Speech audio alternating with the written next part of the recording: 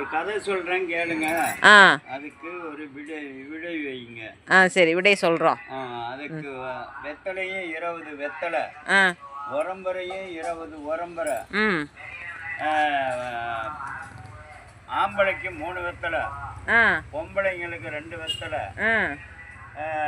பிள்ளைங்களுக்கு 1/2 வெத்தலை, மொத்தம் வந்து வெத்தலையும் 20, உரம்பரையும் 20. இதை ரெண்டும் வந்து விடை சொல்லுங்க. வெத்தலையும் 20, உரம்பரையும் 20 பிரித்து கொடுக்கணும். அதை பிரித்து விடை சொல்லணும். அதுக்கு எங்களுக்கு கம்ப்யூட்டர் தான் வேணும்.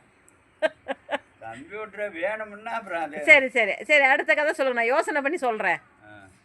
அடுத்தது அப்புறம் பச்சை ஜன்னல், பச்சை ஜன்னல், கருப்பு பொடாரி, வெள்ளை தோப்பரா, முல்லை தூங்குறா. அது என்ன விடை?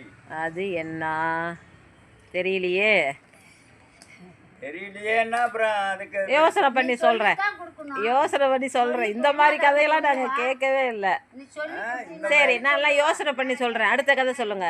அடுத்தது 100 காசு, காசு 100, காயும் 100, மாம்பழம் 1 ரூபா, பூசணிக்காய் 5 ரூபா, கத்திரிக்காய் 1 ரூபாய்க்கு 20 கத்திரிக்காய். அதை வந்து விடை சொல்லுங்க. இதுக்கெல்லாம் சொல்லலாமா? சரி, நான் பேப்பரு நோட்டெல்லாம் எழுதி எடுத்து அப்புறம் சொல்கிறேன். அடுத்த கதை சொல்லுங்க.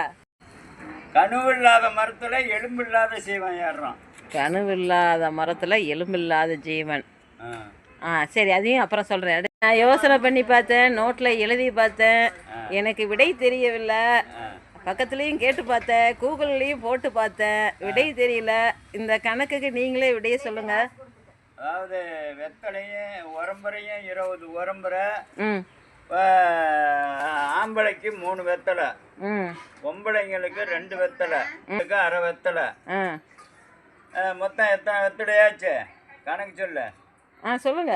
நீங்க கணக்கு சொன்னா தானே வெத்தலை. அதாவது 5 பொம்பளைங்க, 2 10 வெத்தலை, ஆம்பளை 1 ஆம்பளை 3 வெத்தலை, 10 3 13 வெத்தலை. இப்படி ஈஸியா சொன்னா சொல்லுவேன். அப்படி 13 வெத்தலையாச்சா? 14 பிள்ளைங்க, 14 பிள்ளைங்க, 14 பிள்ளைங்களுக்கு 7 வெத்தலை, வெத்தலையும் 7, உரம்பரையும் 20. சரியா போச்சு. அந்த 13 7 20 20. சரியா போச்சு. இப்போ தெரிஞ்சு போச்சு. அடுத்த விட விடை அதுக்கு வந்து நீ சொல்லு. பச்சை சன்னல், கருப்பு பொடாரி உள்ளே தூங்குறான்னா சீத்தாப்பழத்து கொட்டை, வெள்ளை தோப்புறா உள்ளே தூங்குறான்னா அந்த பழம், அந்த சொல்ல நம்ம சாப்பிட்றோமே அது, அதுதான் விடை. சரி, அடுத்தது 100.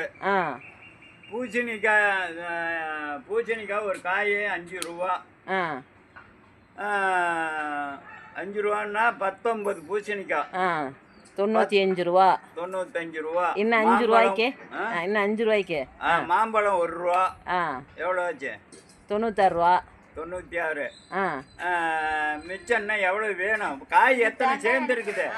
20 காய் வந்துருச்சா? 20 காய் வந்துருச்சா? 1 ரூபாய்க்கு 20 கத்திரிக்காய், 80 கத்திரிக்காய், 4 ரூபாய்க்கு 80 கத்திரிக்காய். அது சரியா போச்சு. விட சரியா போச்சா? சரி.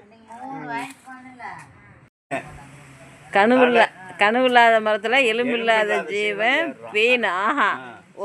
முடியல, அது ஏறுது. மண்டையில இருந்து தலை மயிர் வழியா தானே ஏறுது. சரி சரி.